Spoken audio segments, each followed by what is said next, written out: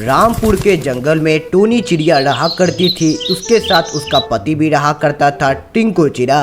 दूसरी ही तरफ टोनी चिड़िया की दो बेटियां थी। एक का नाम चिंटी चिड़िया था तो दूसरे का नाम सुमी चिड़िया। दोनों की दोनों एक दूसरे से बहुत ही ज़्यादा अलग थी। एक तो शहर की सपने देखती थी और एक पढ़ने लिखने में बहुत तेज थी। एक दिन ऐसा आता है जिस दिन बड़ी बहन, जो कि शहर की सपना देखा करती थी, अपने छोटी बहन के पास जाती है और कहती है, अरे बहना, जरा मेरी बात सुनो। तुम जरा ये टीवी चालू कर दो, देखो कोई फिल्म आता होगा। और ये सब सुनकर छोटी बहन कहती है, अरे नहीं दीदी, अभी मैं टीवी नहीं चालू करूंगी। मुझे भी पढ़ाई लिखाई करना है और आपके तरह शहर जाने का मैं सपना नहीं देखती रहती हूँ। हमारे पापा एक व्यापारी हैं और उनके पास इतने पैसे नहीं हैं कि वो हमें शहर में भेजकर पढ़ा लिखा सके। आपको भी पढ़ाई लिखाई पर ध्यान देना चाहिए। मैं आपको आखिर कितना समझाऊं। दूसरी ही तरफ बड़ी बेटी एक्टिंग की तरफ बहुत ही ज्यादा प्रभावित हो चुकी थी और वो दिन रात बस टीवी ही देखा करती थी। वो सब देखकर उसे माता पिता बहुत ही ज्यादा चिंतित रहते थे। दूसरी ही तरफ और कहता है टोनी चिड़िया का पति, अरे टोनी चिड़िया, मुझे तो बहुत ज़्यादा चिंता होने लगी है कि हमारी बेटी की अब शादी कैसे होगी। इनकी विवाह की मुझे बहुत चिंता सताती है। एक तो बस एक्टिंग ही करना चाहती है। और ये सब सुनकर टोनी चिड़िया कहती है, अरे जी, आप इतना चिंता क्यों कर रहे हो?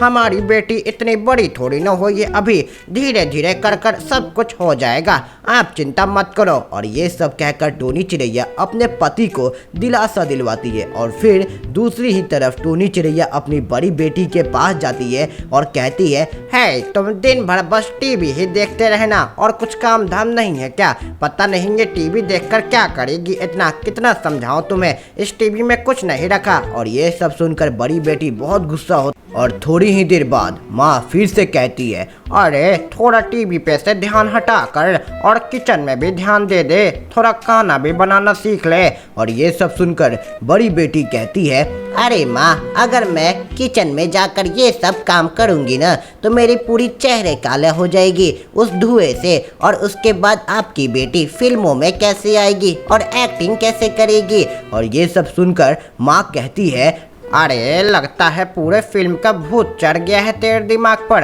अब तो लगता है कोई लड़का देखकर तेरा शादी जल्दी ही करना होगा, वरना आगे तो क्या क्या करेगी कुछ पता नहीं है। अब जल्दी से तुम्हारे पापा को मैं कहती हूँ कि जल्दी से कोई लड़का देखे। और ये सब सुनकर बड़ी बेटी बहुत गुस्सा हो जाती है और कहती है, अरे माँ, अगर मेरी शादी अभी हो जाएगी तब तो मैं किचन में ही काम करते रह जाऊंगी। नहीं माँ, मुझे अभी शादी नहीं करनी है। मुझे जाकर फिल्मों में काम करना है और खुद का पिक्चर बनाना है। और ये सब सुनकर उसकी माँ वापस से कहती है, अरे तो पूरा पागल हो गई है। अब तो तेरी शादी कराना ही होगा, वरना पता नहीं क्या हो जाएगा। अब तो पक्का कराऊंगी तेरी शादी। अभी तेरे पापा को कहती हूँ। ए जी, सुनते हो? दूसरे ही तरफ बड़ी बेटी अपने मन ही मन में कहती है, अरे बाप रे, मुझे तो यहाँ से जल्दी ही निकलना होगा। इस गंवार गांव में तो मैं कुछ नहीं कर पाऊंगी। मुझे जल्दी से जल्दी अपने शहर जाना होगा और वहाँ पर जाकर कोई काम ढूंढना होगा और एक्टिंग करना होगा, वरना मेरी सपने की तो ये लोग ऐसी की तैसी कर देंगे। आज ही के आज ही मैं इस घर से निकलूंगी और चली जाऊंगी, वरना ये लोग मुझे पता नहीं कौन से लड़के के साथ लपेट देंगे। मैं किसी भी हालत में यहाँ से निकलूंगी।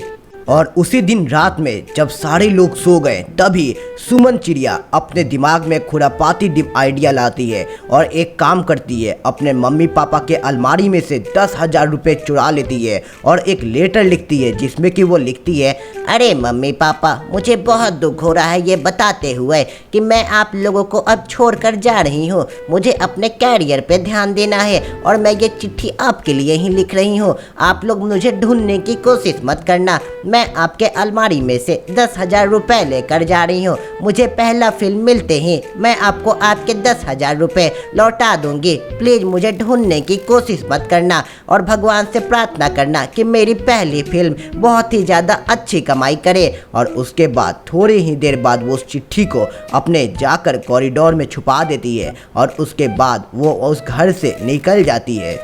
दूसरे ही दिन सिम्मी चिड़िया उस शहर में पहुंच जाती है जहां पर उसे एक्टिंग करना था और वहां पर जाकर वह अपने रहने के लिए एक रूम किराए पर लेती है और वहीं रहने लगती है। कुछ ही दिनों बाद उसकी मुलाकात एक विक्की कौवे से होती है जो कि उसे एक्टिंग कैरियर में ले जाने के लिए उसकी हेल्प करता है और वो उसे रोज नए नए सपने दिखाया करता था और कहता था, अरे तुम तो बहुत सुंदर हो सिम्मी चिड़िया, मैं तो कहता हूँ तुम बहुत जल्दी अब एक्टिंग करने वाली हो।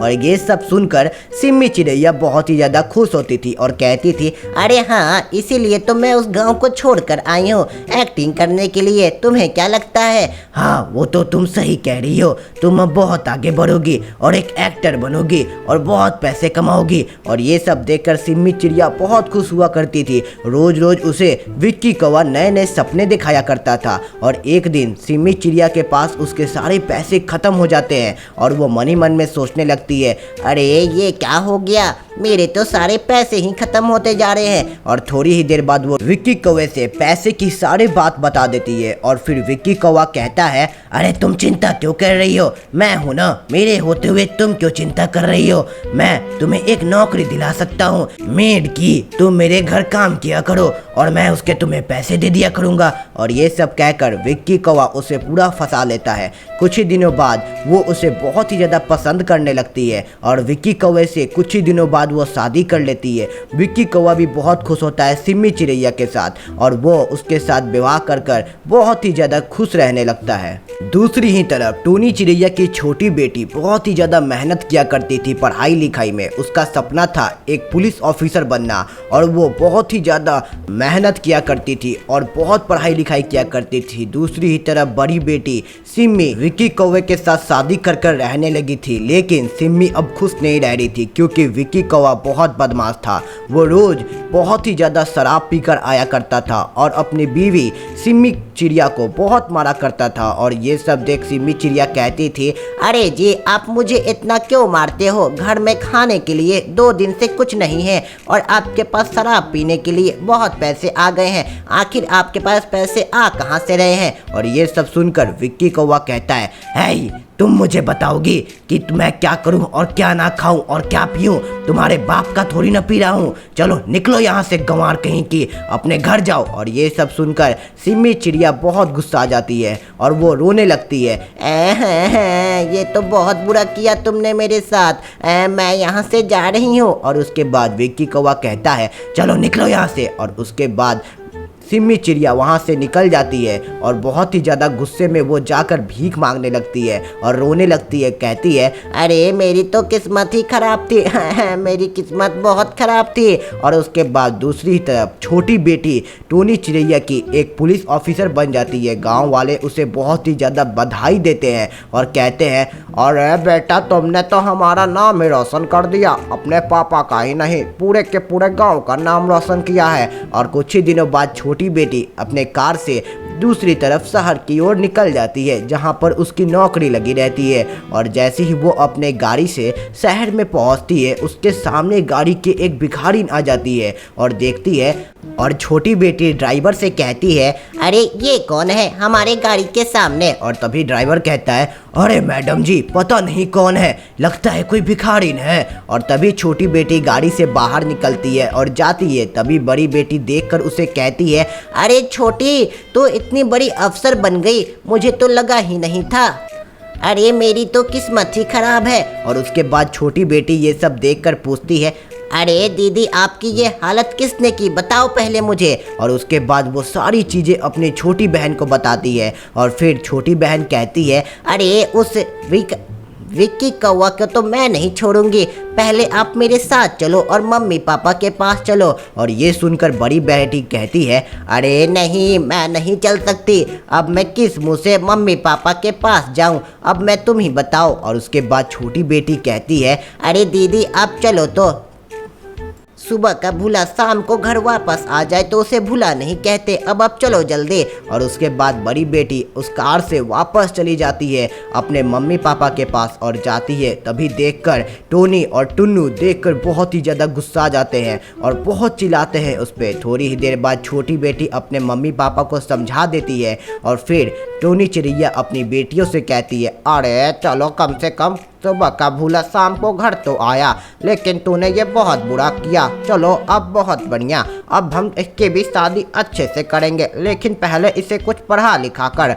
वरना ये फिर से बिगड़ जाएगी। और उसके बाद सारे परिवार वाले बहुत खुशी खुशी रहने लगते हैं और उसके बाद स्टोरी की एंडिंग यहीं ख़त्म हो जाती है। अगर वीडियो पसंद आया हो तो वीडियो को लाइक कर दो और चैनल को भी सब्सक्राइब कर दो ऐसे ही रियल और इंटरेस्टिंग वीडियोस रोज़ देखने के लिए।